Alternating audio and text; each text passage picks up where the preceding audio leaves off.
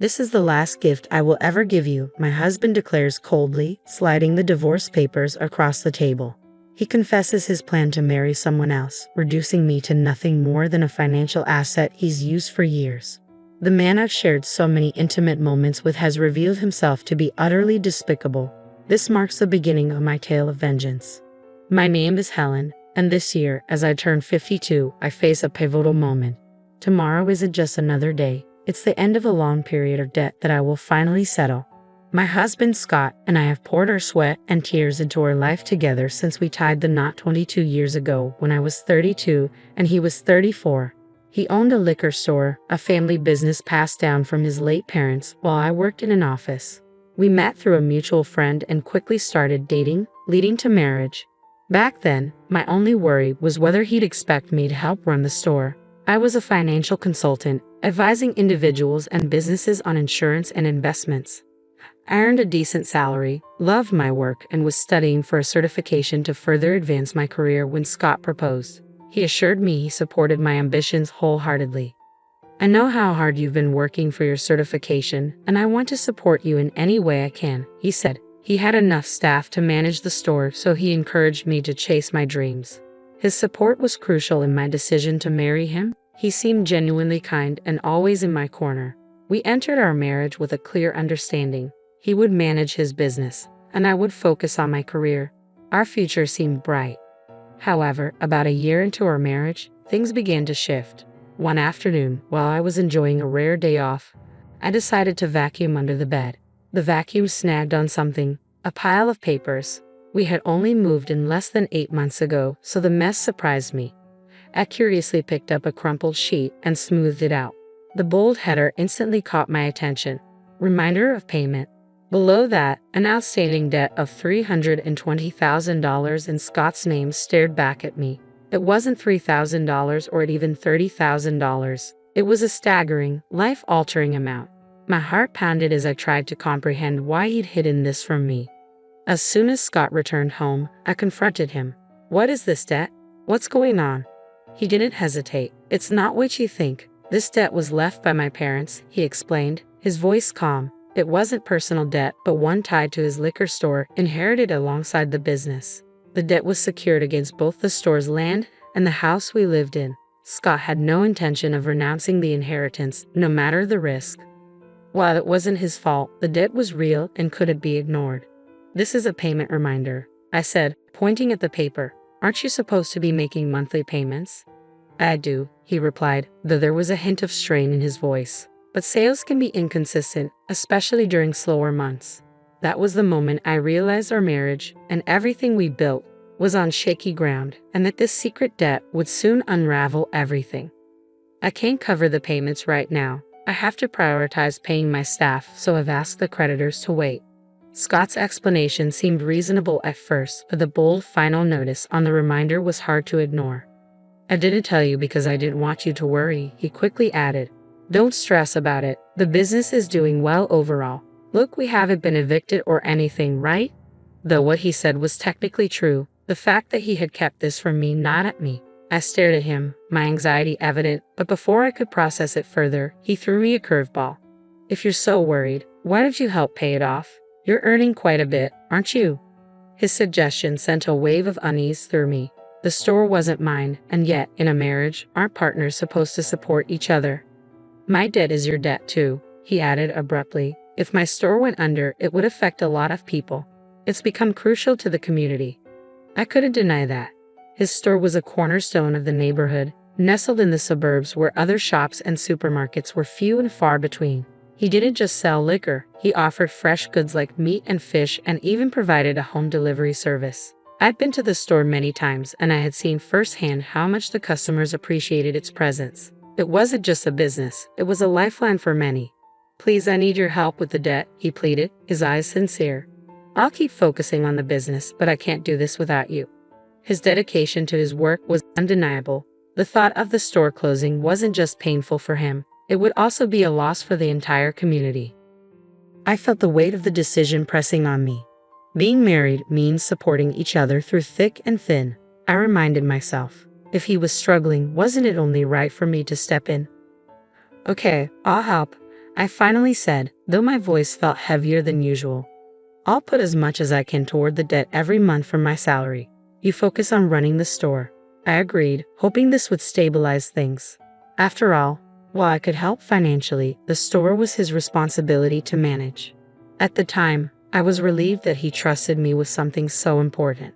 But looking back, this was the moment everything began to change.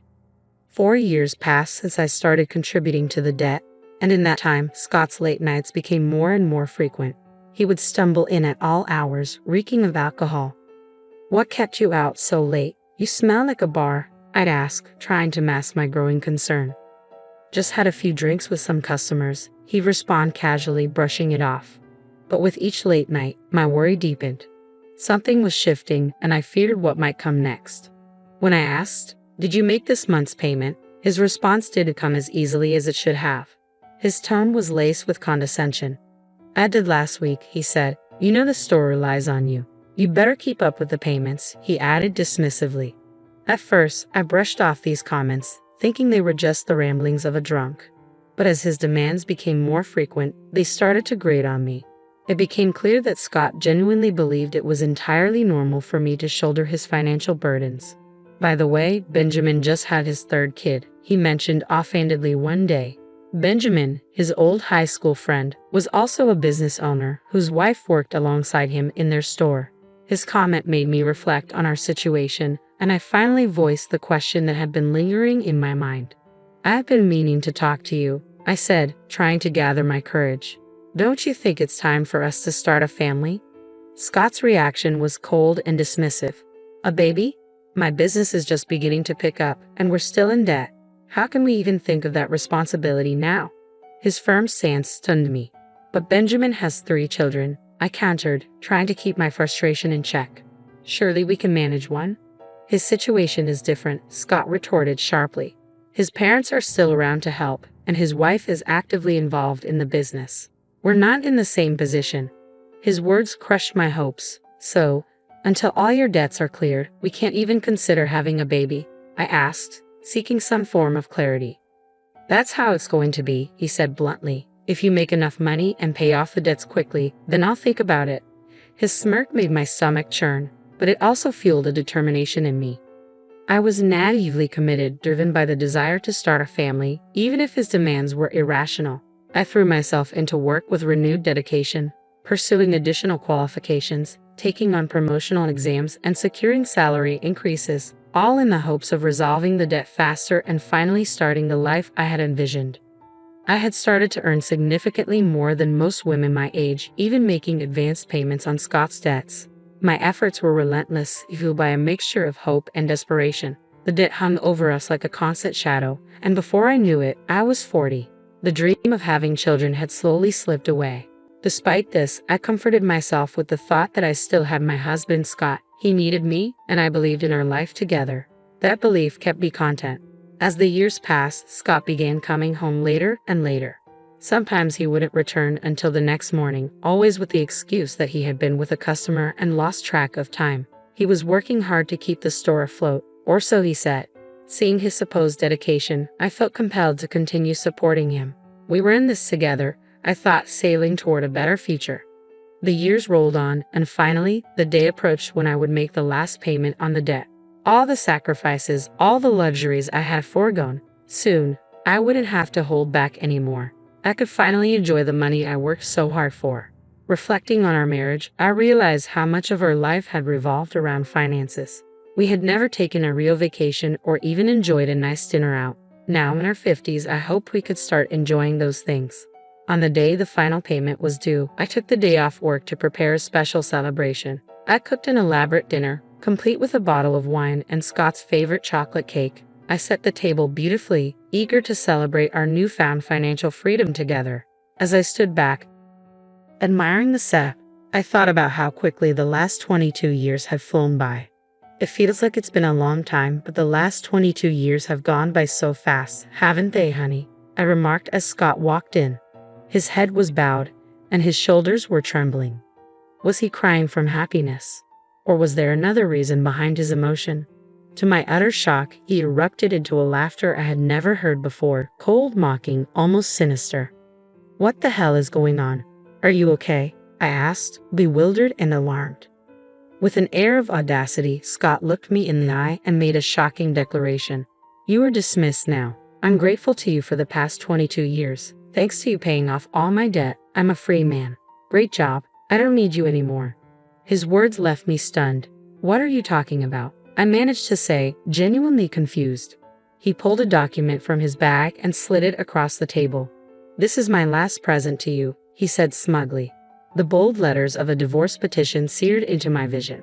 Proudly, he continued, I've decided to marry someone else, so you're no longer of any use to me. Thanks for being my cash dispenser until now. I stared at him, heart pounding. Are you getting remarried? Have you been cheating on me this whole time? I asked, my voice shaking with disbelief. His smirk told me everything I needed to know.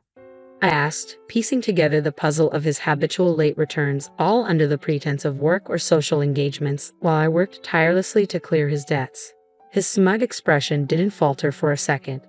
I'm not unfaithful, he said casually. I've already found my next wife. I wanted to divorce you and marry her, which is why I waited for you to finish paying off my debt. Tears welled up as the absurdity of the situation hit me. The lavish feast I had prepared blurred before my tear-filled eyes. Get the hell out of here, he snapped, thrusting the divorce papers at me. My anger surged, boiling my blood faster than any sorrow or despair could settle in. Okay, but you'll regret this, I forced the words out, determined not to let him break me. No, I won't, he sneered. Why would I regret divorcing an old hag like you? Old hag? I thought to myself, almost amused. If I'm an old hag, then you're an old fart. His delusional self-image was so ridiculous it actually helped me regain my composure. Taking the divorce papers in hand, I declared calmly, I'm going to take this with me for now. With a heavy heart, I gathered my belongings and walked out of the home we had shared for 22 years. The abrupt end to my marriage left me reeling. Alone at last, tears of emptiness and frustration streamed down my face. I needed closure and justice. Soon after, I consulted with my attorney to draft a proper divorce agreement and sent it to Scott. I'd also requested a background check on his new fiancée, determined to understand what I was up against. Not long after, Scott called me, his voice thick with fury. Hey, Helen, what the hell is this document? He barked. I could almost imagine his face turning a deep shade of red on the other end. It's a divorce agreement. What about it? I replied, keeping my tone calm and even. I know what it is, he spat, but what's this about a loan agreement? Why do I have to pay you back? His voice was filled with disbelief and anger, confused by the financial claims I had laid out. This isn't just about a loan. It's about the money I paid on your behalf during our marriage, I explained. He struggled to grasp the situation, protesting, You chose to make those payments out of your own goodwill? This is ridiculous. Why are you bringing all this up now? Because, I said, my voice steady, our circumstances have changed, and you'll face the consequences. I did it as your wife, I responded firmly, but if we're getting divorced, that changes things. It's only fair you repay me. The reality of the situation seemed to hit him then. He hadn't considered the financial implications when he asked for the divorce. Armed with my years of experience working in insurance and investments and my connections with top-tier attorneys, I was prepared. The amount he owed me, including interest, was over $360,000. I was adamant about getting exactly that amount back. When he saw the name of a well-known local attorney on the document, he finally grasped the seriousness of the situation. You know I don't have that kind of money, he protested weakly. Sell the store to fund it then. If that's what it takes, so be it, I suggested. His response turned desperate. If I do that, I won't have anything left. You're only 54, I pointed out. You can still find a job. It's time you figured it out, just like I have. My resolve was clear. I was determined to start my next chapter on my own terms, free from his debt and deceit. The conversation was going nowhere, and I was ready to end the call, but curiosity got the better of me. So, how's it going with your new bride-to-be? I asked casually. None of your business, he snapped back. I couldn't help but burst into laughter. His tone said it all. It sounded like things weren't going as planned. Good luck, I said, amusement still in my voice as I prepared to hang up. Wait a minute, he interrupted urgently. I've decided not to marry her. We can start over, he pleaded. I couldn't believe what I was hearing. Start over? Don't kid yourself. I don't want you, I yelled, finally losing my patience. I hung up, my head spinning with disbelief. Had I looked as ridiculous as him during our 22 years together? I had respected him once, watching him work tirelessly for his store and customers. But now, it was clear he was just a fool. The story of his remarriage had started innocently enough. He had flirted with a part-time university student named Elizabeth, saying, "You're so cute, Elizabeth. Will you be my wife?" She played along, jokingly responding, "Well, I'd think about it if you made me a full-time housewife." But he took her seriously. The idea of marrying a man over 40 years her senior was nothing but a joke to her, until he began pressing her persistently. It got serious enough that her parents intervened and obtained a restraining order against him. Reading the private investigator's report, I laughed so hard I started hyperventilating. All those nights he'd come home late, spinning stories of working late at the store. It had all been a lie, and the truth was utterly absurd. I used to think he was slaving away for his business, but in reality, he was spending his nights at bars and strip clubs, hitting on younger women, boasting about his so-called charm. "I'm surprisingly popular with young girls," he'd say, grinning smugly. "I'm a salesman, so I have this approachable aura. I get along with everyone." The report revealed the sad truth. His delusions were laughable. He'd tell the girls, "People often say I look young. Don't you think so?" They cringed, but he remained oblivious. To him, I was just a source of money, and his distorted view of himself turned him into a ridiculous figure, nearly landing him in legal trouble. Ironically, he wasn't unfaithful, not because he was loyal, but because he wasn't appealing enough to find a mistress. The whole mess started when his friend Benjamin became a grandfather. Enviously, my ex declared he wanted a grandchild too. I sharply reminded him that he could hardly afford to think like that while I was clearing his debts. He was humiliated. Looking back, I'm relieved I didn't waste my golden years with him. After we divorced, there was confusion over property division, but he didn't fight the settlement. My lawyer had a reputation for being tough, and it made me wonder how someone as spineless as him had ever run a business. In the end, he had to sell his shop to pay me off. Just before the sale, all his employees quit, and his customers were outraged that he was selling the family business to settle a divorce. It sent shockwaves through our community, but many felt he got what he deserved. The whole ordeal became a local spectacle, almost comedic in its absurdity. Even if he hadn't sold the shop, the negative publicity would have run him out of business eventually. Selling before hitting rock bottom was probably the only smart decision he made. Still, the sale didn't cover everything, so he's stuck working part-time to pay me back. Occasionally, he still sends me messages, admitting fault and begging for a reunion. Even after blocking him, he tries from new numbers. My attorney warned him that if he contacts me again, we pursue a restraining order. Thankfully, the calls have stopped since then. Looking back, I realize how fortunate I am to have escaped a life tied to his failures and fantasies. His desperate chase after a youthful mirage not only embarrassed him but also alienated everyone around him. Now, as he continues his part-time work to settle his debts, I'm grateful for the peace and independence I've found. His story is a cautionary tale about living beyond one's means and the dangers of refusing to accept reality. As for me, guess what I'm doing now? I'm a marriage counselor. At 52, I joined a friend's matchmaking service, a complete shift from my previous career in finance and insurance.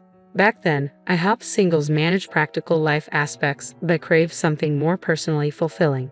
So, I took the leap into helping people find love. In my current role, I focus on helping couples start their relationships on the right foot, encouraging open, honest discussions about important issues like money and future plans. Our direct approach has resonated with clients, and membership has soared. Having lived through my own ups and downs, I'm driven by a desire to help others avoid the mistakes I made. Though I earn less than before, the joy I feel from helping people build lasting relationships is immeasurable. Every day, I guide people toward happiness, and this work has become my new source of fulfillment. After separating from my ex, I discovered my own happiness. And now, I'm helping others find theirs. Each day brings a new opportunity to make a positive impact, and this role has given my life a deep sense of purpose.